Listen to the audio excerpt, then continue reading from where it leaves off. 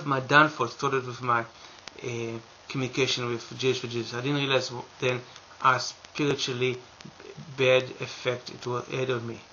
And that's back in 1994. But I'll talk about it later in my story.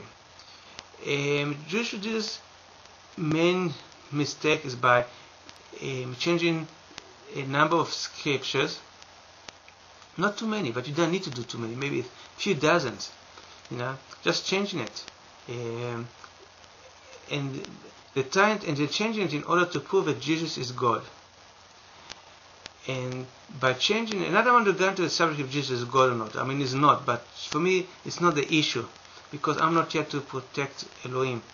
Basically, the issue that bothered me so much was that by changing verses in the Old Testament, in order to make a case that Jesus is God, you basically giving the rabbis impression that our faith is based on lies and liars, and that we will do anything to make our point.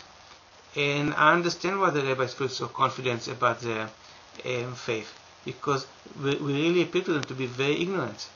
And there's so many things that me personally, I wanted to confront the rabbis and to prove them wrong, and Jews for Jesus did exactly the opposite. They wanted to make mistakes in order to prove the rabbis correct, and this was amazing to me. And until I figured out the secret societies, I really wasn't sure why they're doing it.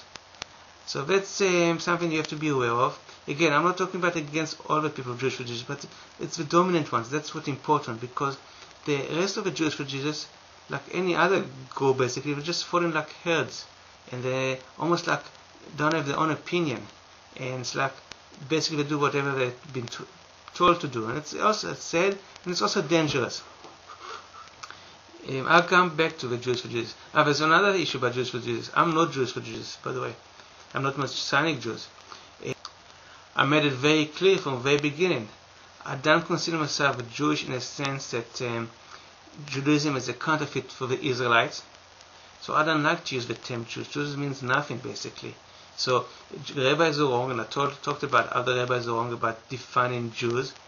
And if I believe in the truth, why should I pick up on something wrong? I should start from a foundation which are correct. So if anything, I would say I'm an Israelite but again, we live now in a period of 2,000 years, which we call the period of grace, and I'm born again. I have a spirit. The fact that I have a spirit, it's override the soul. By the soul, I'm an Israelite, probably. And again, nobody knows for sure. We just need that my father's mother, father's mother, 26 generations ago, was cheated on her husband, and everything that I know about my genealogy is like you can throw it down the drain. So, assume I believe that I'm an Israelite from the tribe of Levi. But since I've got the spirit, it doesn't really matter, because the spirit has override the soul. So therefore, I don't define myself as an Israelite anymore. I'm born again. And I don't use the term Christian, and I'll explain that also why.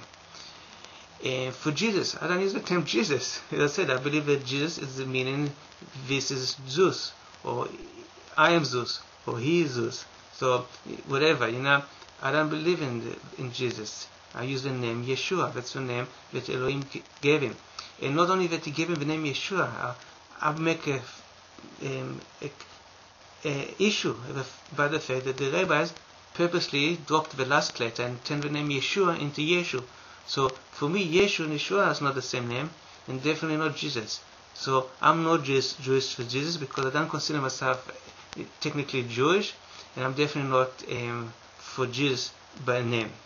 I'm born again. That's it. I don't have to say. Once I'm born again, it's obviously that I'm for Yeshua, because that's the only way you can become born again. So just to know, and a lot of people assume that since I was born Jewish and I believe in the New Testament, I'm part of the Jewish for Jesus. No, I'm not. I'm a born again.